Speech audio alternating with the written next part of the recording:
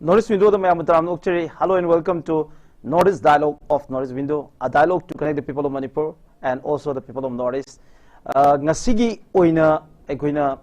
Northeast Dialogue ta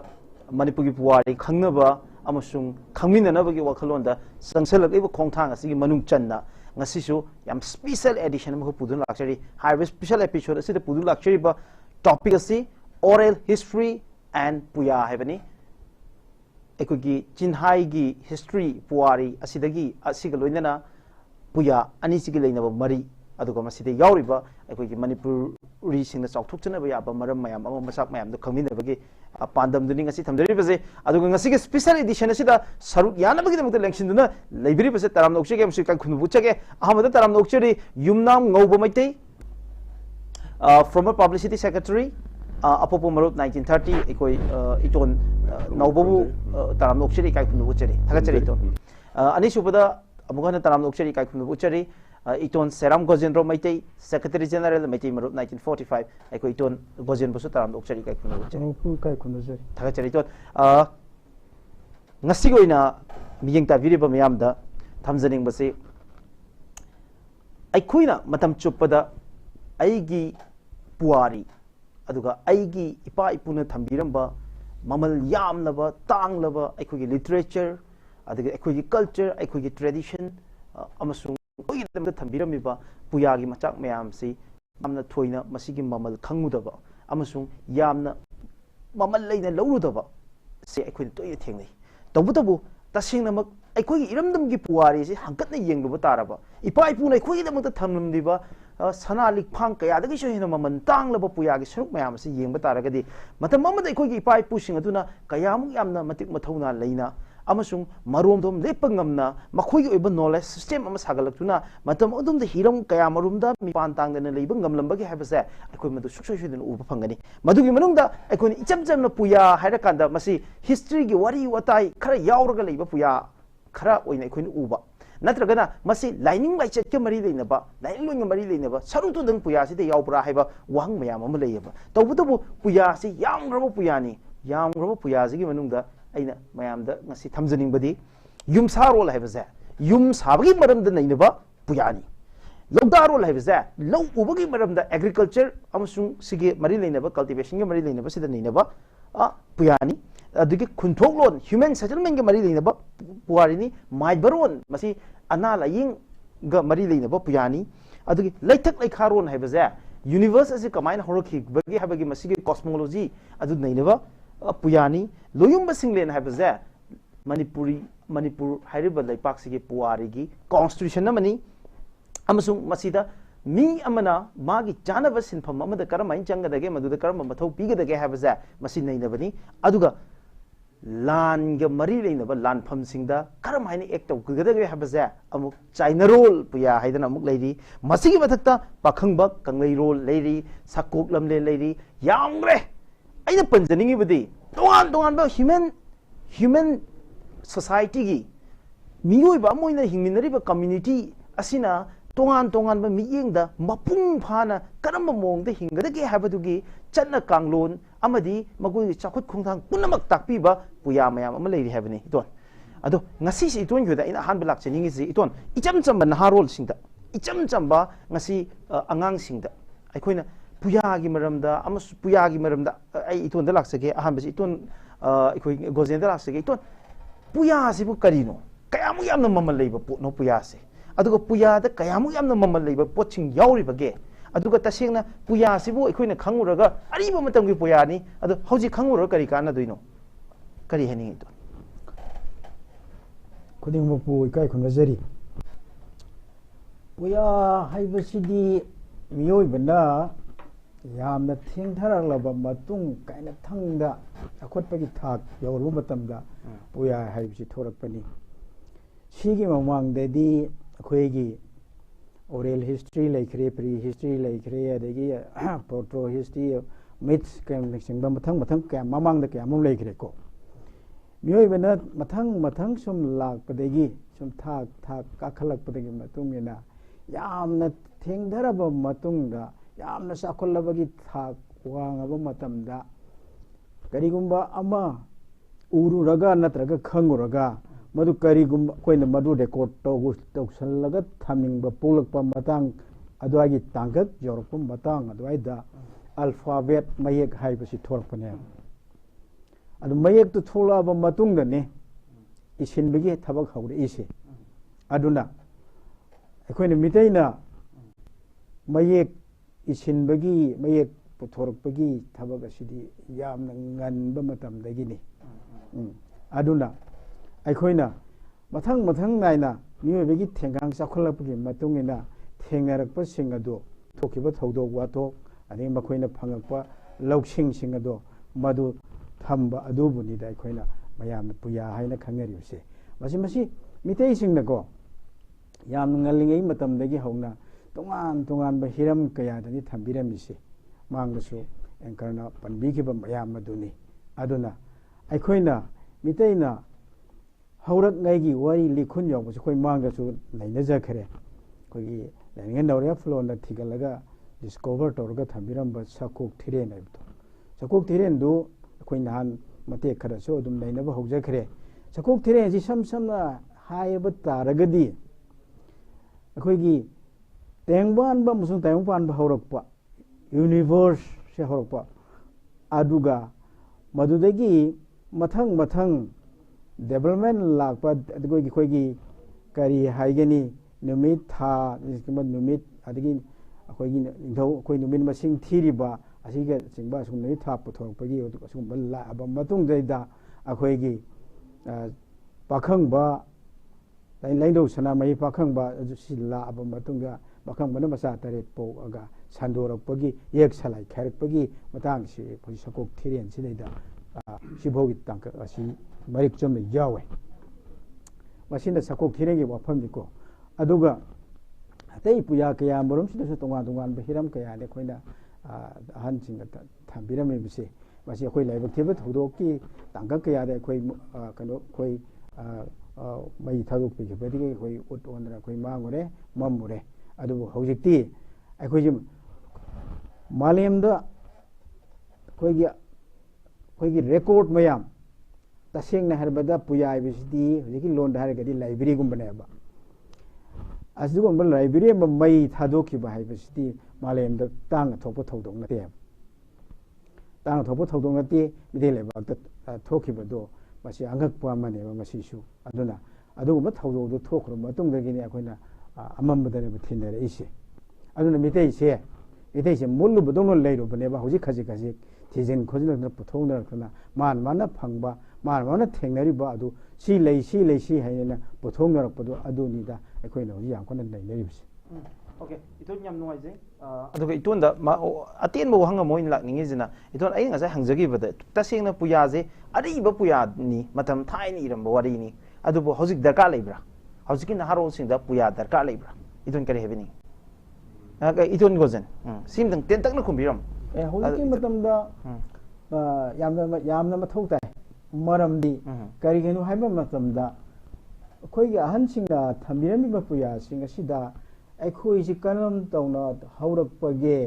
कनम तौरमबगे चक्चा युथक फिजे चक्ता अदगी लवु सिंगुबा yum कै सारपा पुनमक असि हौरकपा असि लोइना मगसिदा इरगा थमजलमिनेबा मरमदुना पुनमगदो मतम की तंगकता मरोल नाइना इसेलमगा थंबिरमदो मदु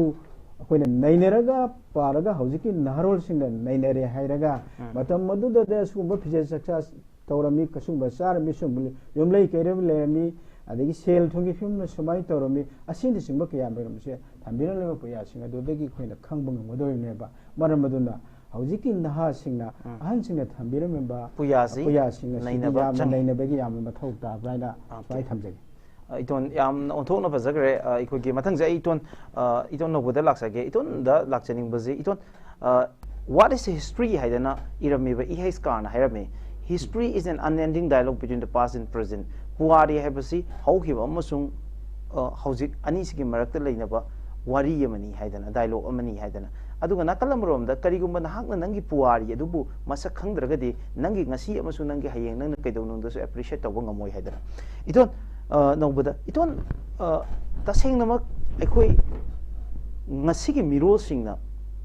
mai ꯑꯩꯈꯣꯏꯒꯤ ꯄꯨꯌꯥꯁꯤ ꯈꯪꯐꯝ ꯊꯣꯛꯄ꯭ꯔꯥ ꯅꯩꯅꯐꯝ ꯊꯣꯛꯄ꯭ꯔꯥ ꯑꯗꯨꯒ ꯅꯩꯅꯕꯒꯤ ꯇꯣꯡꯖꯕꯅ ꯀꯔꯤꯅꯣ ꯅꯩꯅꯗꯕꯒꯤ ꯑꯃꯥꯡꯕꯅ ꯀꯔꯤꯅꯣ ꯃꯌꯥꯝ ꯄꯨꯝꯅꯃꯛꯄꯨ ꯌꯦꯡꯕꯤꯔꯤꯕ ꯄꯨꯝꯅꯃꯛꯄꯨ ꯑꯩ ꯏꯀꯣꯛꯅꯅ ꯈꯨꯔꯨꯝꯖꯔꯤ ꯃꯤꯔꯥꯖ ꯌꯥꯝꯅ ꯐꯖꯕ ꯋꯥꯍꯪ ꯑꯃ ꯏꯇꯣꯟꯒꯤ ꯊꯨꯡꯕꯤꯔꯦ ꯑꯩꯈꯣꯏ ꯇꯦꯡꯕꯥꯟꯕ ꯑꯃꯁꯨꯡ ꯇꯥꯏꯕꯪ ꯄꯥꯟꯕ ꯍꯥꯏꯗꯅ ꯁꯦꯝꯕꯤꯔꯛꯄ ꯃꯄꯨꯅ ꯁꯦꯝꯃꯛꯑꯕ ꯃꯇꯨꯡꯗ ꯇꯥꯏꯕꯪ ꯃꯤ ꯍꯥꯏꯕꯁꯤꯅ ꯏꯀꯣꯟ ꯀꯨꯅ ꯁꯦꯝꯕꯅꯦ ꯍꯥꯏꯕꯁꯤ ꯅꯍꯥꯟꯒꯤ ꯑꯍꯥꯟꯕ ꯃꯤꯐꯝꯗꯨꯗ ꯌꯥꯎꯈ꯭ꯔꯦ ꯑꯗꯨꯒꯨꯝꯂꯕ ꯃꯤꯐꯝ ꯑꯗꯨꯒꯤ ꯃꯈꯥ ꯆꯠꯊꯔꯛꯄ ꯑꯣꯏꯅ ꯉꯁꯤꯁꯤ ꯑꯩꯈꯣꯏꯒꯤ ꯃꯤꯑꯣꯏꯅ ꯄꯣꯛꯑꯒ ꯍꯧꯔꯛꯐꯝ ꯈꯪꯗꯕ ꯍꯥꯏꯕꯗꯨ ꯇꯥꯔꯒꯗꯤ ꯃꯤꯑꯣꯏꯅ ꯄꯣꯛꯎꯕꯒꯤ ꯃꯍꯩꯗු ꯌꯥꯜꯂꯔꯣꯏ ꯍꯥꯏꯅ ꯁꯝꯅ ꯈꯨꯝꯕ ꯌꯥꯏ ꯑꯗꯨꯅ ꯑꯩꯈꯣꯏꯁꯤ ꯏꯄꯥ ꯏꯄꯨꯁꯤꯡ ꯑꯗꯨꯅ ꯄꯣꯛꯄꯤꯔꯝꯕꯒꯤ ꯑꯩꯈꯣꯏ ꯂꯩꯕꯅꯤ ꯑꯩꯈꯣꯏ ꯑꯁꯤ ꯀꯅꯥꯅꯣ ꯍꯥꯏꯅ ꯍꯪꯉꯒꯗꯤ ꯑꯩ ꯑꯁꯦ ꯏꯄꯥꯒꯤ ꯃꯔꯨꯅꯤ ꯏꯃꯥꯗ ꯊꯥꯕꯨꯝ 10 ꯅꯥꯎ ꯄꯨꯔꯒ ꯄꯣꯛꯂꯛꯄꯅꯤ ꯁꯨꯃꯥꯏꯅ ꯇꯧꯗꯅ ꯑꯩ ꯀꯅꯥꯅꯣ ꯑꯩꯁꯤ ꯃꯉꯥꯡꯅꯤ ꯌꯨꯝꯅꯥꯝꯅꯤ ꯏꯃꯤꯡꯅ ꯄꯂꯦꯝ ꯄꯟꯊꯧꯅ ꯅꯕ ꯀꯧꯕꯤ ꯑꯗꯨꯗꯒꯤ ꯃꯌꯥꯝ ꯃꯤꯇꯩ ꯂꯣꯟ ꯑꯁꯤ ꯆꯨꯝꯅ ꯉꯥꯡꯅꯅꯕ ꯃꯤꯇꯩ ꯏꯅꯥꯠ ꯀꯟꯅꯅꯕ ꯍꯣꯠꯅꯔꯛꯄ ꯃꯇꯝꯗ ꯑꯩꯈꯣꯏꯒꯤ ꯃꯤꯡꯈꯩꯒ ꯂꯧꯗꯅ ꯃꯤꯇꯩ ꯁꯤꯡ ꯆꯟꯕ ꯒꯥꯏꯅ ꯄꯣꯛꯄꯒꯤ ꯐꯝꯕꯥꯂꯤꯡꯗꯅ ꯇꯧꯔꯛꯄ ꯃꯇꯝꯁꯤꯗꯗꯤ ꯑꯩꯒꯤ ꯃꯤꯡꯁꯦ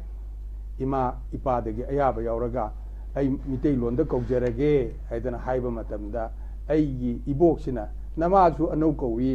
ꯑꯗꯨꯒ ꯏꯁꯨꯗꯤ ꯅꯧꯕ ꯀꯧꯔꯁꯦ ꯍꯥꯏꯗꯅ ꯑꯗꯨꯃꯥꯏꯅ ꯇꯧꯗꯅ ꯏꯕꯣꯛꯇꯨꯅ ꯊꯣꯟꯕꯤꯗꯅ ꯉꯁꯤꯗꯤ ꯅꯧꯕ ꯍꯥꯏꯅ ꯍꯧꯖꯤꯛ ꯉꯥꯡꯖꯔꯤꯕꯁꯤꯅꯤ ꯑꯗꯨꯅ ꯍꯥꯏꯔꯤꯕ ꯄꯣꯠ ꯑꯁꯤ ꯑꯩꯈꯣꯏꯅ ꯏꯄꯥ ꯏꯃꯥ ꯑꯗු ꯀꯗꯥꯏꯗꯒꯤ ꯂꯥꯛꯄꯅꯣ ꯍꯥꯏꯕꯁꯤ ꯑꯩꯈꯣꯏ ꯈꯪꯕ ꯇꯥꯏ ꯑꯩ ꯅꯍꯥꯟꯃꯨꯛꯁꯨ ꯍꯥꯏꯖꯈ꯭ꯔꯦ ꯑꯩꯒꯤ ꯏꯃꯥꯒꯤ ꯌꯦꯛ ꯁꯂꯥꯏ ꯑꯗꯨꯒ ꯑꯩꯒꯤ ꯌꯦꯛ ꯁꯂꯥꯏ ꯑꯗꯨꯒ ꯁꯨꯃꯥꯏꯅ ꯇꯧꯗꯅ ꯑꯩꯒꯤ ꯍꯧꯔꯛꯐꯝ ꯍꯥꯏꯕꯁꯦ ꯑꯩꯕꯨ ꯄꯣꯛꯄ ꯏꯄꯥ ꯏꯄꯨ ꯏꯕꯨꯙꯧ ꯃꯊꯪ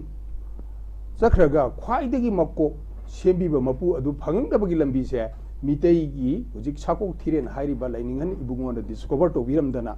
ꯃꯥꯅ ꯐꯖꯅ ꯏꯊꯣꯛꯇꯅ ꯊꯝꯕꯤꯔꯝꯃꯤꯕ ꯃꯃꯤꯡ ꯃꯊꯥꯒ ꯊꯥꯗꯅ ꯐꯨꯜꯁꯤꯡ ꯍꯥꯏꯗꯅ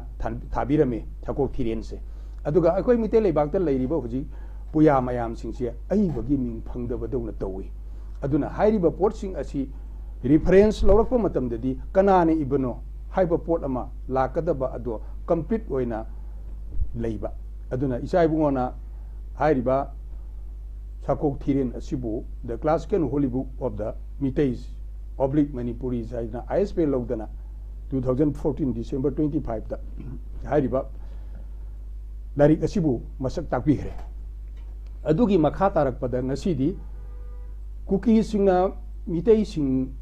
ꯍꯥꯠꯅꯅꯕ ꯍꯣꯠꯅꯔꯛꯄ ꯀꯨꯀꯤꯁꯤꯡꯅ ꯃꯤꯇꯩ ꯅꯨꯍꯩ ꯀꯗꯥꯏꯗꯒꯤ ꯍꯧꯔꯛꯏ ꯍꯥꯏꯗꯅ ꯍꯪꯉꯛꯄ ꯋꯥꯍꯪꯁꯤꯗꯒꯤ ꯑꯩꯈꯣꯏꯒꯤ ꯏꯆꯥ ꯏꯕꯨꯡꯉꯣꯅ ꯁꯥꯀꯣꯛꯇꯒꯤ ꯔꯤꯐꯔꯦꯟꯁ ꯂꯧꯔꯒ ꯃꯗꯨꯒꯤ ꯄꯥꯎꯈꯨꯝ ꯐꯖꯅ ꯄꯤꯈ꯭ꯔꯦ ꯀꯨꯀꯤꯁꯤꯡ ꯉꯁꯤ ꯐꯥꯎꯕꯗ ꯄꯥꯎꯈꯨꯝ ꯃꯗꯨꯒꯤ ꯑꯣꯟꯅ ꯇꯩꯅꯕꯗ ꯔꯤꯌꯦꯛ ꯇꯧꯔꯛꯄ ꯉꯝꯗ꯭ꯔꯤ ꯃꯔꯝꯗꯤ ꯆꯨꯝꯂꯦꯟ ꯆꯨꯝꯕ ꯑꯆꯨꯝꯕ ꯑꯣꯏꯕꯅꯤꯅ ꯃꯗꯨ ꯉꯝꯗꯕꯅꯤ ꯍꯥꯏꯗꯅ ꯂꯧꯖꯩ ꯁꯨꯃꯥꯏꯅ ꯇꯧꯗꯅ ꯑꯩꯈꯣꯏ ꯉꯁꯤ ꯂꯩꯔꯤꯕ ꯃꯇꯝ ꯑꯃꯒꯤ ꯅꯤꯡꯊꯧ ꯄꯥꯝꯍꯩꯕꯒꯤ ꯍꯥꯛꯇꯛꯇꯒꯤ ꯂꯩꯄꯥꯛ ꯃꯃꯤꯡ ꯑꯁꯤ ꯃꯅꯤꯄꯨꯔ ꯊꯣꯟꯖꯤꯟꯈ꯭ꯔꯦ ꯑꯗꯨꯕꯨ ꯃꯅꯤꯄꯨꯔ ꯍꯦꯛ ꯊꯣꯟꯖꯤꯟꯈꯤꯕꯗꯒꯤ ꯃꯤꯇꯩꯒꯤ ꯂꯣꯟ ꯄꯨꯋꯥꯔꯤ ꯂꯝ ꯃꯃꯤꯡ ꯄꯥꯠ ꯇꯨꯔꯦꯟꯒꯤ ꯃꯃꯤꯡꯁꯤꯡꯁꯦ ꯁꯪꯁꯀ꯭ꯔꯤꯇꯥꯏꯖꯦꯁꯟ ꯇꯧꯔꯛꯇꯅ ꯑꯩꯈꯣꯏꯁꯦ ꯑꯉꯛꯄ ꯐꯪꯅ ꯃꯤꯇꯩ ꯍꯥꯏꯕꯁꯦ ꯄꯨꯡꯃꯨꯠ ꯃꯨꯊꯠꯄꯒꯤ ꯁꯤꯁꯇꯦꯝ ꯑꯃꯗ ꯊꯝꯕꯤꯔꯝꯃꯦ ꯑꯗꯨꯕꯨ ꯂꯥꯏꯅꯤꯡꯍꯟ ꯏꯕꯨꯡꯉꯣꯅ 1930ꯗ ꯑꯩꯈꯣꯏ ꯃꯅꯤꯄꯨꯔꯤ ꯅꯠꯇꯦ ꯑꯩꯈꯣꯏ ꯍꯤꯟꯗꯨ ꯅꯠꯇꯦ ꯑꯩꯈꯣꯏ ꯃꯤꯇꯩꯅꯤ ꯍꯥꯏꯕꯁꯦ ꯁꯥꯀꯣꯛ ꯊꯤꯔꯦꯟꯒꯤ ꯃꯊꯪꯗ ꯁꯥꯀꯣꯛ ꯊꯤꯔꯦꯟ ꯑꯁꯤꯕꯨ ꯄꯨꯔꯛꯏꯕ ꯌꯦꯛ ꯁꯂꯥꯏꯒꯤ ꯁꯟꯇꯣꯔꯛꯏꯕ ꯃꯐꯝ ꯃꯤꯇꯩ ꯍꯧꯐꯝ ꯍꯥꯏꯕꯁꯦ ꯃꯁꯤ ꯐꯖꯅ ꯃꯤꯇꯩ ꯍꯧꯐꯝ ꯀꯧꯕ ꯂꯥꯏꯔꯤꯛ ꯑꯃ ꯐꯖꯅ ꯏꯔꯒ ꯊꯝꯕꯤꯔꯝꯃꯤ ꯃꯤꯇꯩ ꯍꯧꯐꯝ ꯍꯥꯏꯕ ꯂꯥꯏꯔꯤꯛ ꯑꯁꯤꯗꯒꯤ ꯃꯁꯤ ꯄꯥꯔꯨꯕ ꯃꯇꯝꯗ ꯑꯩꯈꯣꯏ ꯃꯤꯇꯩꯅꯤ ꯑꯩꯈꯣꯏꯒꯤ ꯃꯤꯇꯩ ꯍꯧꯐꯝꯁꯦ ꯏꯕꯨꯙꯧ ꯄꯥꯈꯪꯕꯒꯤ ꯃꯆꯥ ꯃꯁꯨꯅꯤ ꯍꯥꯏꯕꯁꯦ ꯃꯌꯦꯛ ꯂꯥꯅ ꯈꯪꯉꯗꯅ ꯉꯁꯤꯗꯤ ꯑꯄꯣꯛꯄ ꯃꯔꯨꯞ ꯃꯤꯇꯩ ꯃꯔꯨꯞ 1930ꯗ ꯀꯁꯥꯔ ꯖꯥꯕꯤꯕꯣꯟ ꯂꯥꯏꯁꯪ ꯈꯨꯟꯗ ꯑꯄꯣꯛꯄ ꯃꯔꯨꯞ ꯂꯤꯡꯈꯠꯂꯦ ꯃꯗꯨꯗ ꯂꯥꯏꯅꯤꯡꯍꯟ ꯏꯕꯨꯡꯉꯣꯒꯤ ꯃꯄꯥꯎ ꯑꯁꯤ ꯇꯥꯕꯗ ꯄꯨꯈ꯭ꯔꯝꯕꯝ ꯑꯍꯜ ꯏꯕꯨꯡꯉꯣ ꯁꯨꯔꯆꯥꯟ ꯏꯕꯣꯝꯆꯥ ꯃꯆꯤꯟ ꯃꯅꯥꯎꯅ ꯎ ꯁꯨꯕ ꯆꯠꯄꯅꯤ ꯑꯗꯨꯒ ꯃꯆꯤꯟ ꯃꯅꯥꯎ ꯑꯅꯤꯁꯤꯅ ꯃꯕꯥꯏ ꯏꯕꯨꯡꯉꯣ ตะเคียนมุมว่าจะบุกกุลสิดาอีใบสมัยตัวเดินเนี่ยอันละมันเลยเขาเร่อีใบน่ะปามีว่าปวดปุ่นมักตัวมองมันแต่ร้อยหังไปยาระนี่มากี่วารีตารุเชนปูรีมากี่วารีตารุเชนปูบ่มาตำสิดไลนิงันอีบุงอนะลาอีบะมายามสิงห์สิดีอันทอกนะลาคัตเบมีสุอูบนี่ไลปอกไว้บนี่นะอดุกาบุงอนคอยอหุมเซมีกี่มายุมเดซัลลูรนูไอ้กี่ยุมสิดาเนี่ยอดุมสูโรไฮดานะอูสูฮัลเลชนะชาเลอดุกาคุสุมันอดุนะมาคอยนะพังเจเรอดุกาทับกชูรีบมาพมอดุดาไลนิงันวารีสิลิบีบดกีเตียงบ้านมาสุงแต่บังปานบะฮาวรกปกีวารีสิลิบีดนะसाकोक थीरेन की वारी सिलिपी दना मिते होबंग की वारी सिलिपी दना अदुगा मिते करम हाय न हिंगनी हौजिक मतमदा हिंदू सिंग संस्कृताइजेशन तौरिबा हरे कृष्ण कृष्ण कृष्ण हरे हरे हरे रामो रामो हरे रामो रामो रामो हरे हरे हायदना तौरिबा पोट असे मसिनदी अखोयगी लोनते अखोयगी लाइ फंगब यारोय उंसीदा मपुइबुंगो पोकबो पोलेन पोकबो सालेन सापोइबुंगो इबुंगोगी या थंगना पुमनमकनी हायरगा अखोयना थबक खुदिंगमक हेक तौब मतमदा अखोय माइ पाकनिये उंसीदब मपु इबुंगो हायरिबसिदि तेंबाबबु पोकपिरिबा ताइबंग पामबु लानबिबा पुनसी तोलो याइफबा अफनुंगाइ पिनेरिबा आरबी लोंदा अखोयगी अल्लाह हायरिबसे मसिनी अपोकबा हायरिसि ऐसुमाइना थमजगे अदुना अखोयना हुजिक साकोक थिरेन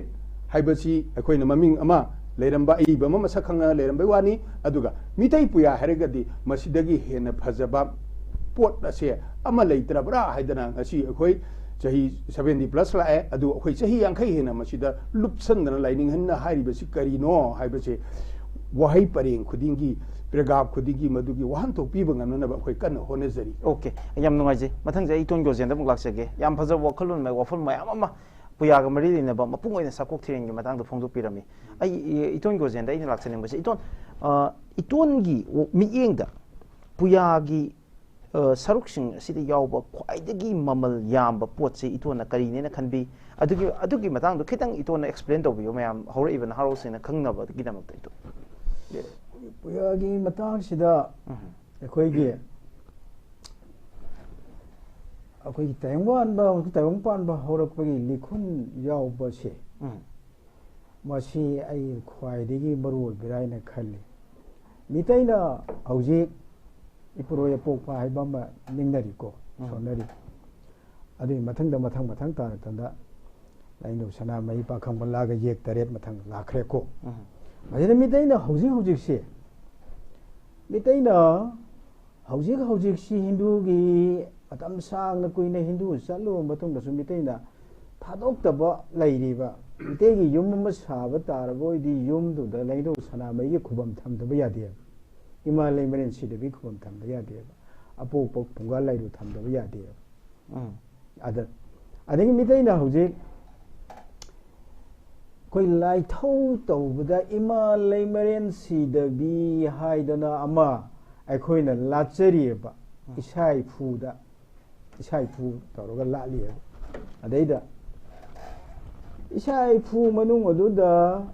लालिबा यावरिबा अदु करिनो हायरगदी इसाई फू मनुंग लालिबा यावरिबा दुदी लाइनो सना महिबुने अखोइना तेंगवान बै मपु इपुरो पोकपना आई सुमाय तौना सायो लके फुहिंग मनुगै लेरम ये हाइदरा अमा हाइबसे हदगी फुहिंग हाइबसे फुहिंग आइदि करिनो करिगुम्बा अमा यावबा याबा करिगुम्बा अमा यावबा याबा अहिंग बमा ओरकदोरिबा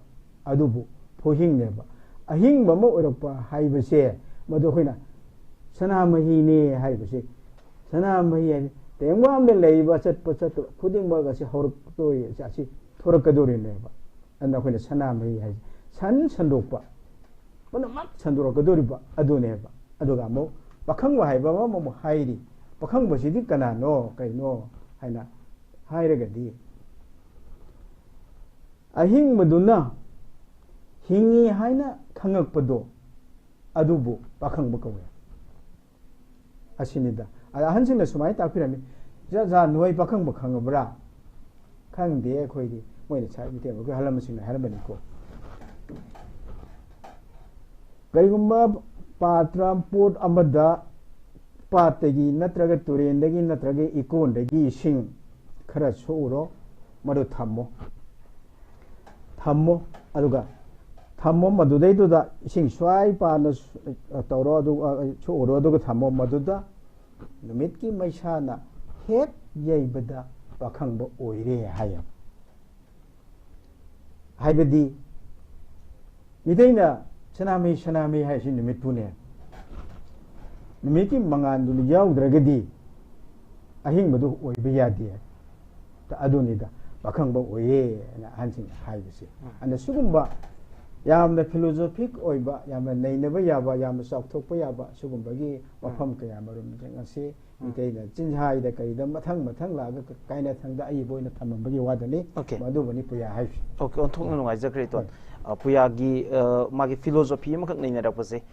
मथंगसिना इटोन नौबदा लाक्सगे इटोन ngasai puya sida aikoina yumsarul puya hairibasi masigi yumsarul puya na leramizi aikoi isam samna hairab kanda aikoigi manipugi aikoigi maitai khunai amasi kanai phau yamna chawkhatlongge haibagi machak si masida chengna yaure na in lojai maramdi khunai amoina kanglup amani hingba matamda magi yum sabagi shelter ji amaroi pot amani adu yum ji kamai sagadagi haibagi magi formula magi architecture gi formula amaga leiramiba masigi different purpose mayam ama yum sabada changiba pot mayam ama aduga yum saba matamda leigadoba magi room adagi magi leigadoba adi tongan ba compartment mayam ama masigi maru oiba mayam ama neinaramiba masigi lyric se iton gi miyeng da kamaini yeng yum sarol puyasi mitegi wangulonda philosophy da yum hai basi karino hana khangdabi ade yum hai basi mai ne ising ne nungsit ne leipak ne atinga ne hairiba ngasai gi tengban bagi paukhundi taibang chana phangki de punging tili marum da taibang malang ukhi de pangba taibang maruti ipurei gi mami ni mingkhai rombo phangbana kumai ujekhi bane na chapter 1 da hai khibdo adu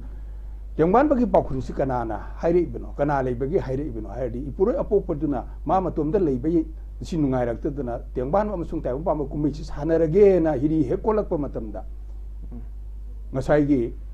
ahan manga phangni ahan manga sini mai ising nungsit laipa atinga mai gi asakpa ising gi mahilangba nungsiki lengotpa aduga laipa ki mayon chongba adu mari mapu atinga koba asida pulak yonga thamba asigumba yom haibase masina ama oire hairiba ama oiriba sibu yum haina lakadori yum aduna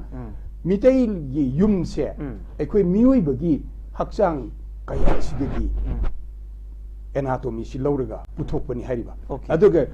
mioi bagi hakchang da kayat mapal lei kayat mapal ase sigi matung ina yum gi kayat mapal thami haiba aduga hariba yum asigi kayat sing ajigi manungda sandong dana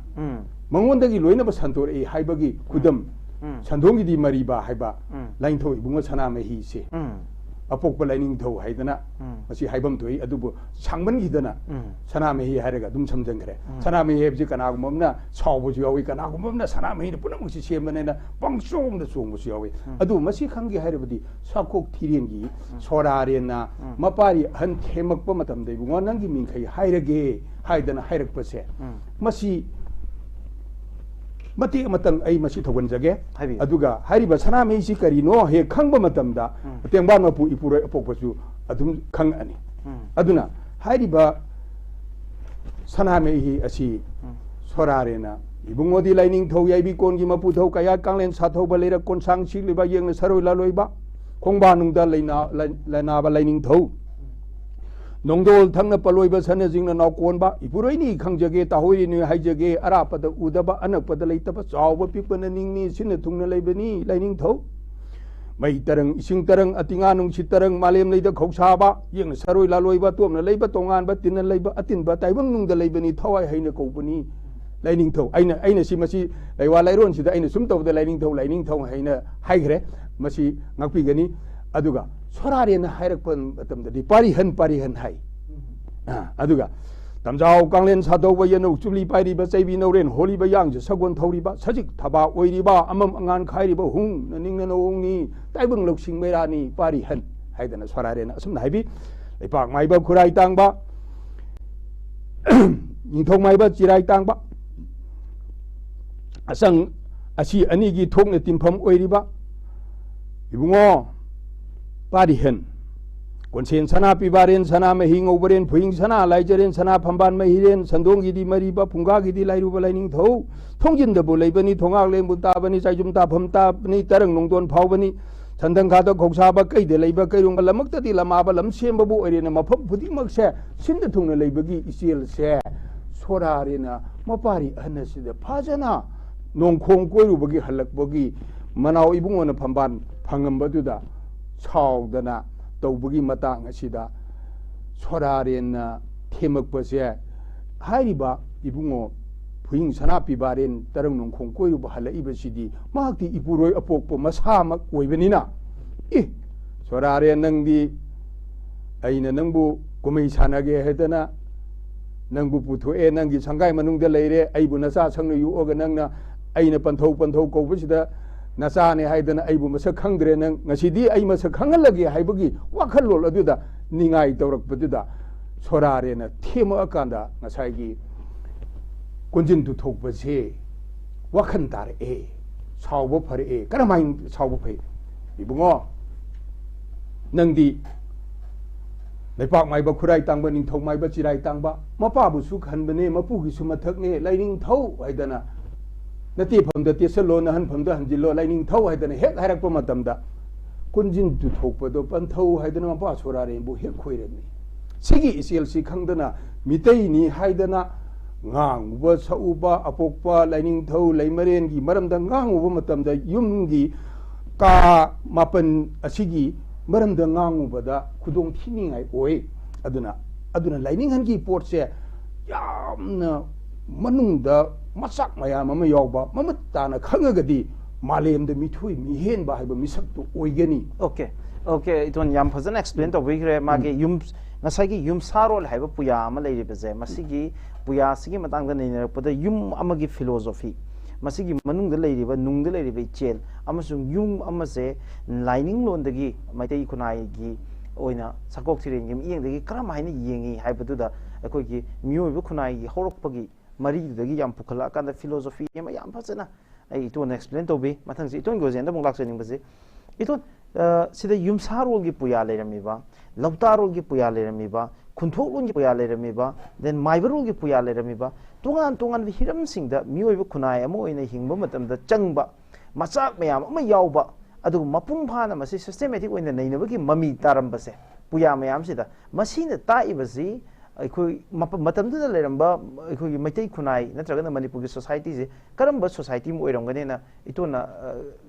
ไอ้คุยลักษณะมันก็มีอยู่แค่ยุมซาโรลเซ่ yes ยุมซาโรลสิแต่เสียงเนี่ยอะไรก็ดีแต่บางฮักชันนุ่งสิคุยกี่วานดะยุมสิเดลอยน์ไม่เกี่ยวฟอร์มลาไม่ยามที่ฮาพิมเนี่ยมันอดุนดาฮักชันขยัดไม่ยามสิ่งที่ยุงวิสิจะประดับหลายเนี่ยบ่อดุนดาคุยสิยามกุกเลยมาสิเฮยุมสามาสาบัดตาระบวยดียุมสาก็โดริบยุมพัมสิเยี่ยงบ่แล้วดูก็มาสิมาพัมสิยุมสาบยานี่นั่นถือก็ยารวยไอ้เดียมาสิอาภบันีพัฒบันีให้มาสิ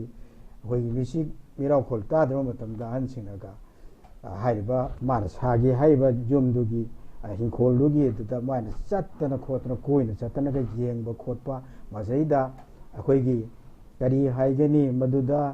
มิสิซาเบเทงนะว่าพัฒว่าเทงนะบ่ก็อะดูมาดูเลยแต่บ่คุยนะคุยนะจันละไอ้ยิงมาอิงเราว่าจะว่ามาพัมดูดูขันเลยยมสาบก็มาได้ปริงหลังเส้นของเราปริงแต่ละยมสาบปะอะดูยมสาบสิได้จ้ะคนไล่ดูนะก็ได้ไล่กันนี่ไล่มาเรียนนะก็ได้ไล่นี่กันบะคนแต่เสียงได้กันมีเตกิยมเจ้าให้ไปเสียมาสีดีคนกี่ไล่ช่างกุมเนี่ยไล่ช่างเนี่ยบะอะดูก็แต่เสียงนะ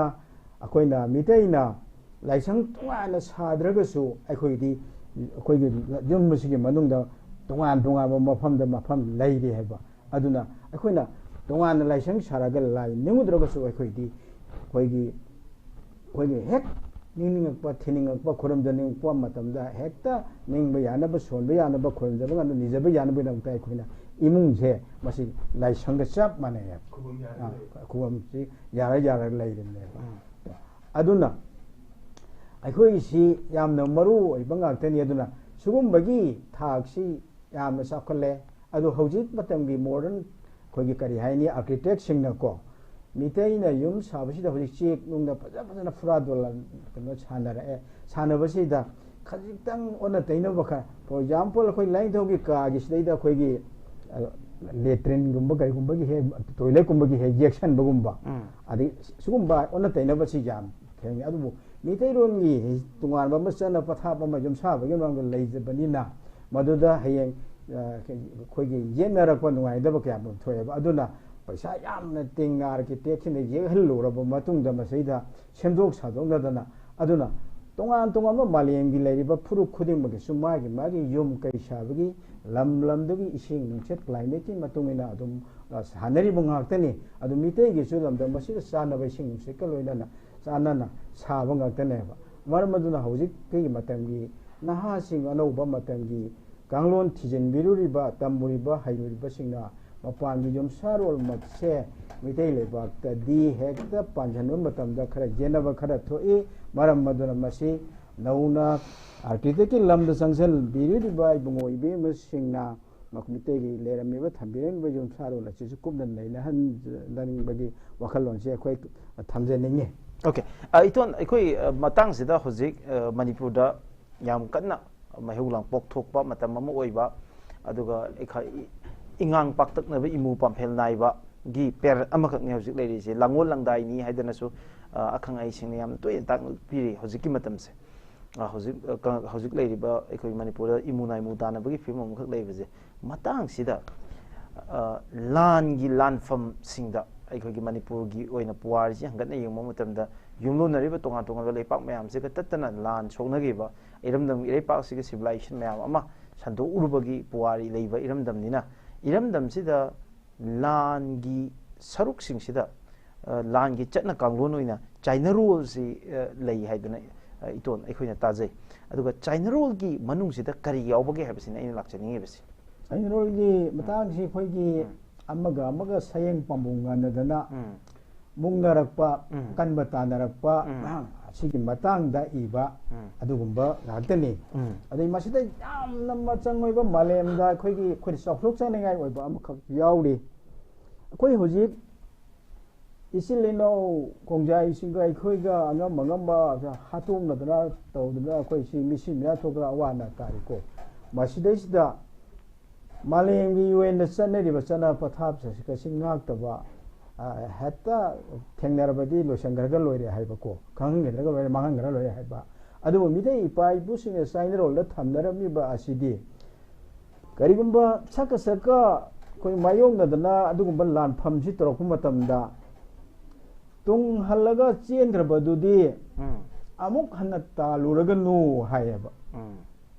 haibadi mai leidna chengraba adudadi akhoi amuk hanna mangode attack tawrano na hayaba to siguba phajaba kaya se sainrol da kaya mom yauri masi malembi oiba UN gi thak da chanaba yaba adugumba kano standard de law ngaktani haiba ya international law da aduna sigumba kaya se mitei amawana mitei gi pho yomna khoi mitei gi da natanane jati ama proof ama hingba taragadi machan khar sangiyeba magi masagi ba boundary ama lejaba tare ko masagi ba history lejaba tare adegi pre history lejaba tare proto history lejaba tare adegi myths lejaba tare ko adegi masagi ba language lejaba tare law lejaba tare mayek lejaba tare adegi machan mayam asi amatang watpa yadeba adu mitegi oina amatta wattieba ado hujikse mitegi matang som sonjallatra sum tumjallakadawreba aduna UN gi ko SDG gi sigi makhada ko protection and conservation of indigenous people gi makhada ko India su yawbani na ko mitegi sidi mutpasu yaroiba muthal pasunga moy aduga mut pasu yaroiba aduna itonda ekhoi gi maitai mut khidawre na phawriba नुंगाइतबा नुंगनांगबा अकीबसे इजो कराई वाइदगिनो सिसु खितंग थंबी अस मसी मिते से मिते से इतिहास की तंकक कया दा यामना लाथु बिखरे अदुना यावाना वाने हिंगले यावाना वाने हिंगले अदुना कमाई तौगे दा यावाना वाने हिंगलकपनिना हौजिक यामना नुक्सा थीबसी पोकनेबा मरमनि कइनो हौजिक तौरइबा मितेगा जिकी इचिननाव खोंजाइसिंगा अखोई कुकी हाइजनिंगदेको अखोई मितेसिंगदे मोइ खोंजाइ हाना हाइ कुकीदे तोंगा तोंगा मा क्यामरोम लेरगसु को अद मितेसिंगदे खोंजाइ हाना खंगनेबा खोंगाइसिंगदे मतरोमदे अखोई इनिंग थौसिनसिन लैहलमनिको लैहलमनिना मखोई मसैदे अखोइगा लैमिनदना मखोई मसेन अमत वइना लैमिनरे अदुना हौजिकती मखोइगिसु मरैबंग मरमदा ममा सेनमंगपनिदो अदो मखोइगिदमक्तदी मोइना ngomgargadi midai mutkadorineba masini jati amamu cleansing tawba haibase masi asidi yam laibak thiba thogongni maramado masidi UN gi hojiki SDG ki goals ki makhada ko no tawrabanina midai di muthapam thokte maramado aikhoi se tagak kayada mudnaba khungul muthanaba honarubanina ko Hindu nation to kuma tamda khoi si pura khoi kare haini isatagi sajatagi adagi ngam gidi sapudagi mitelon ngam sin mangi aduga sanskrit bengali ngangaga madu lemna boina ningneram labne ba hojitani ba khaji khaji khoina mitei ron achi khoi lon singang gada bani sijina gada bani na tongdare ise aduna mitei si hingudre aromaduna mitei se masidagi hingal pada launa ning ning launa mayon chongjarak pachida amuk lakhu bigragadi pungun mukhi ge drai nang sa thijabani da okay iton yamna ikoi phajaba wakhalon ma'am phongdo peri mathang jai ikoi iton nawbada amuk laksake iton nawbada laksaning basi iton ngasai gi ikoi loyumba singlen haidana ikoi gi puya amakak leibasi masi gi loyumba singlen ji ngasi gi miyamna masi nainaba matamda ikoi na kari kari phangani adugo masi de yawba maruoiba wafam jing ji kari kari ne na iton thambibe loyumba silensi masi kumdringeida akhoi gi waja gojena sai habi khiba mitei mutpagi matang da kitang ai horen amu sum makha ja thaban nungaina ba okay okay ito nga sai gi kumdok piramo aduga kai do ikhoi gi maitei mutpagi matang se amu makha ta biro aduna hujiki haiba loyumba silensi di kaya gi mati maru oige haibo bharat na ngasai gi parliamentary rules leitringagi mamangda akhoi di loyumba silen se leidana manipur constitution act se loyumba silen de lokthokpane andana manipur constitution act 1947 se masi hek nei nabada hujiki naharona loyumba silen dagi lokthokpani haibado pop ta na masa khaina madugi tongan ba chapter ma discussion to yani aduna ngasi mitei masa singna ngausan phaijanari ba se masi aidiam ikai je manamdi mitei haibase sorare leimeremgi macha budo pakhang bagi masuni heba budo pakhang bana macha taret poktana yek taret leidana terema ba yek salai khaidana ngasi si leiribani aduna hairiba port asi leibana maram oidana miteina ipa ipugi horapam wari se mamuttana khangdaba yade hujikti national party haibama aduga local party haibama adra masida national party da paisa chauna thadharak bagi ngasagi local party ngasagi manipur gi constitution act 1947 lingam mi ba adugum ba regional party do kaukthokre heba regional party ji MPP na lei sisu mating thongna thabak to ngamde karigino khangde masi mating thongna thabak to bataragadi masi amuk hangningai oidabu poni Manipur Constitution Act 1947 asi India da merge to matamda masi kari nimita muthat khige basi agi wahangne akhang manu su pakum pibiro kari nimita muthat khibage Manipur Constitution Act 1947 se muthat rabadi still now hoji hingaga leiribna tribe egam thoktro adi haribe ek tuma leidana chief minister amana kana toroga leibak si ngaktana leiribne ba adugi matamda ining thau buddha chandradi leingak leikan gi kaino sidagi wang ma da lei ghirabane ba aduna hariba constitution act to gi matung ilna chatha gada ba thaba chief minister नत्रगे speaker अमगी अयाब यावरगा तौगदब थबक तौददना हाइरिबा लेंगा लेकंदे याउद्रबा सुमदगी कस्टम खक्त पाइरिबा इनिंथौ बुद्धचंदा फारगा नमदना इंडिया दा तिले हाइगिबसे मदुदनी ngasi la lobo mayam ma chagui thogui thoraiba adu bu chahi yankai humbu sujal abnina makoi ju ji antak tawkhi ba kumai mayam sini ito adon da kidang thaidora kanda ngasagi ton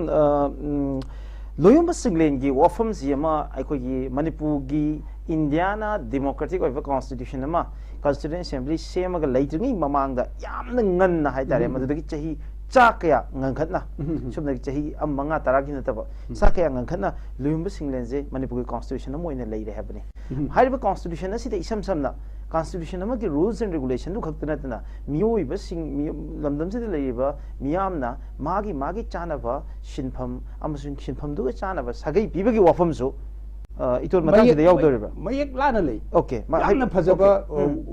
Wapamni, Zanang be say, Aduna, Nasagi. Mahaki Simpam Sada Landa Haibana, Nanjing Purian Happy Gani Aduga, Kusukulai, Salan Habesida, Tang Pian Sadoribni, Adu, Tang Saba, Kambu, Tanjam, Aduga, Yuat Sumba, Akwegi, Kanogi Matamda, Akwegi Kamlang bagi hakta yuapu tumtukum tupaka haidana lewa lairo lady kamlang bagi lairo jidak sumunda apum baga si bong kai haidi okay iton matang sida ngasagi kamlang bagi matam gi wafam mama nainar pasida khuyoi to poki matamda manipur da yo chunge haiba ugi wafam mama aduga nakalamromna maka lai harau bada yo chungbaki wari amuk yawe haibase masigi matang kitang elaborate to biro mo kitang sandokna kitang thambiram isana haigibaduni hairiba yot chungba hauramme aduga somda akhoi gi puya se mai thato khrabina adugi kitang complete kitang lei aduna akhoi se karimta leiramba dawna hojiki lai lai sho hairaba isa singna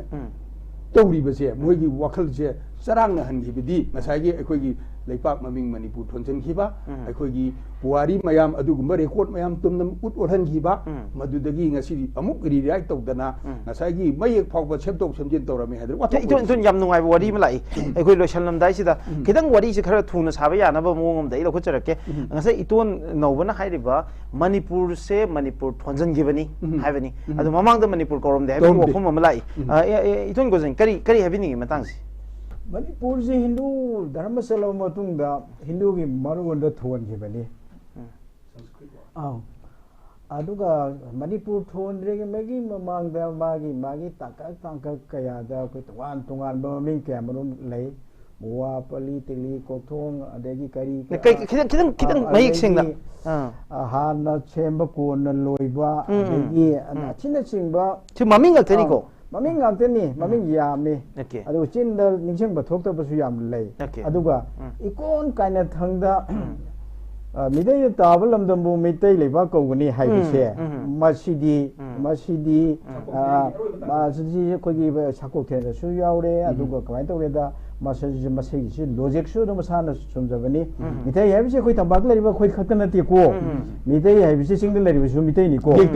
maram ni kaino haimatamda ai hajage ba ko tangkhul ga mitai ge masim nauni dai masim nauni je yam hayeba kabui su do masim nauni ha khuni masim nauni hayeba tangkhul na ma khoi ge mitai ge sin na oiraga di ai khoi si su tangkhul lebam thoeba aduga makhoi su mitai lebam thoeba adu punamak si khoina mitai ne na hajabe wane ba adugi wane da aduna ai khoina mitai se somai tawdana kana gumba singna tabak leiba sing asi mitai ni haidana du khatang ohalle ta singna magi di jingle leiba khuding mo si mitai ne ba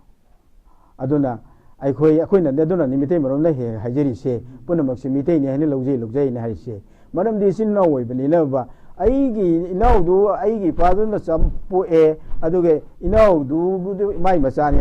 आइना इपादुगी मचानी हाइबद मान हाइरोदबे मरम लैते बा मरम दि इयमतने है बा मतang sida ngasagi maitai se maitai lepak kobuni haibada thoidok ngai di oide aduga maitai lepak hairiba natragana ekhuna kanglaipa haibagi theory amasu leire adagi den matang sida ekoi tongan tongan ming mayam amsu kowe hairi ai tuno bada mulak sage idon yumnang nariba lepak sing zu manipur si mekhali ga haidana khangna ba kathi ga na khangna ba mayang mung mayam amsu leire biton hajariba adu iton gi yeng da kamaina manipuri kauram de na iton ngasa hodok pirakpani matang sida kari kari habining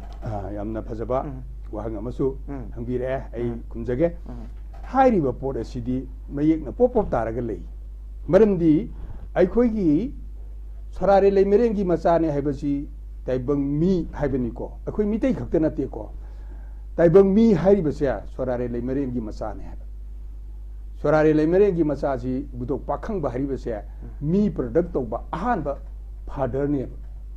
mi pumnamaki apopane ba masi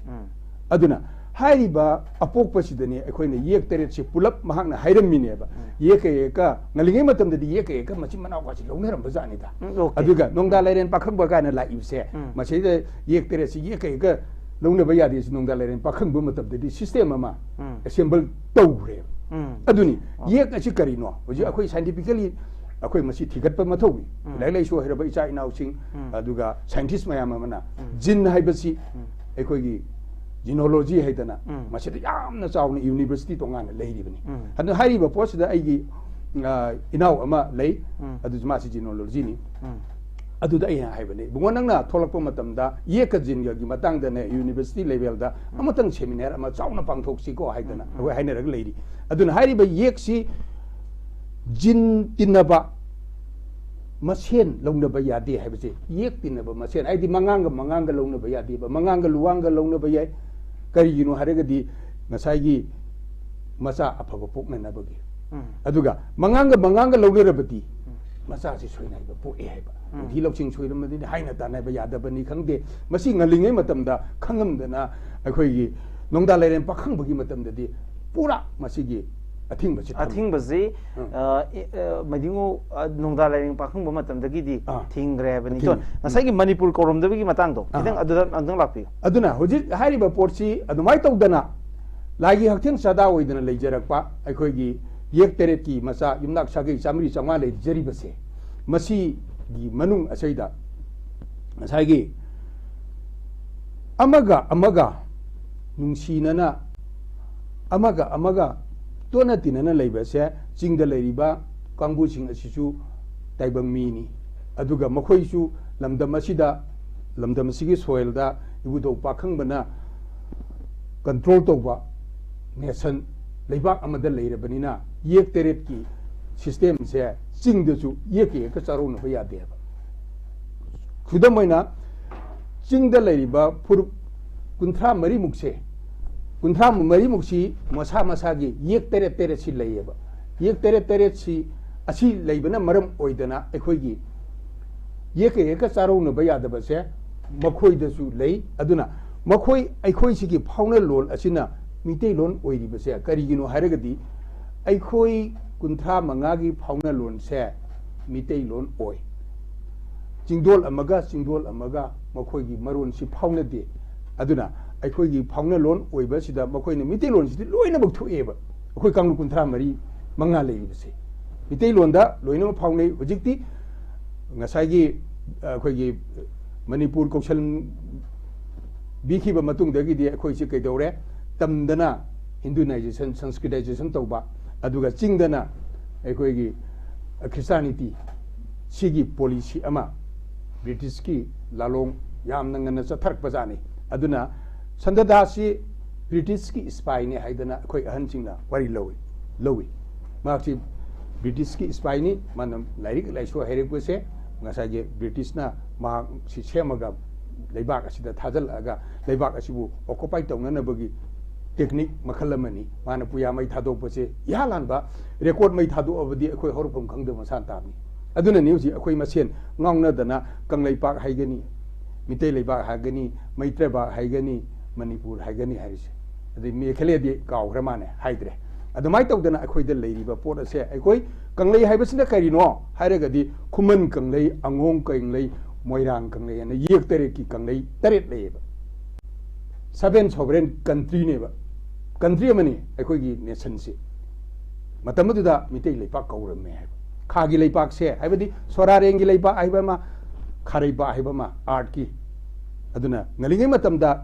globe si ama khakta oina taibang mina palambagi wari ni da sakokta yaurami bise adudagi mathang mahakna ngasai gi santoktana settle tawgesi mathang leiba nungai ba koichat chatana sum santokhi beni dana aduna hairi basigi santokhi dana magi leipak adana hujikti leipak mayam ama leire ngasai gi leipak asida asai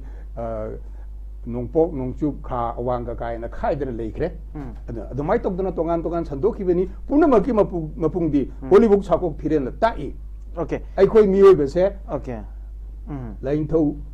sana mahi haidana uji khangneri ba konsei turi sengbana mapabung soraren gi yathang illaga semkhi bani hai bese masina khwai digi mapung oiba potni mahangna semi badu mi laktagi athoi ba haibadi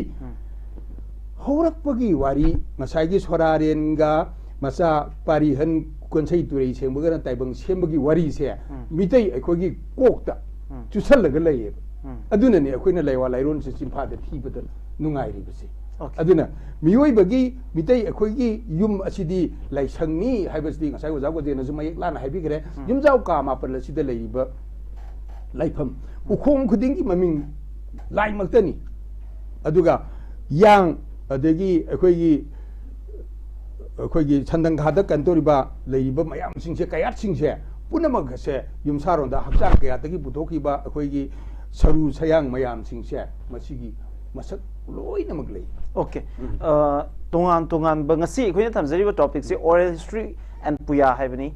maruina akoina hojik tawjariba sidi puya karino amasung puya haibasida kadai digina kadai fawu changedage aduga puya karam haina semakpuno amasung puya gi ngasi leiriba akogi record sing kadai digi lakpuno amasung puya gi manungda kari baru wafum sing yawbage haibadagi charakpa introduction oina miyam da thamjabani hena kuptheba hena specific oiba topic mayam amada akoi hiram sida neinajrakani aduga akoi expert mayam su akoi tatna haijabani aduga matang sida akoi khanaraba matungna makata na ni ka du era mayam ama leiri mayam si ngasi gi akoi manipur da akoi puya si akoi na lairik lesu tambagi khuthang da puya nainabagi khuthong sa abadu phangdabani na akoi na media sida means of socializing agent ama oirakanda manipur gi puwari gi machak mayam ama yauriba puya gi saruk mayam ama akoi mayam da nainaba amasung masigi maru oibado akoi punamakna khangminabagi tanja aduneba akoi ngasi lominaribase aduna ngasigi oina ngasigi program asida saruk yabigi bekai khumnajariba akoi oja sing gi maraktagi apopo marup 1930 gi former publicity secretary oibiriba akoi iton ngauba maitei yunam ngauba maitei amasung maitei marup 1945 ki secretary oibiriba general secretary oibiriba iton seram gojendro maitei ikai khumnajari iton anibo amuka na thagachari amsu ikai khumnabu uchari loinala ngasi gi program asi hobudi loi hobi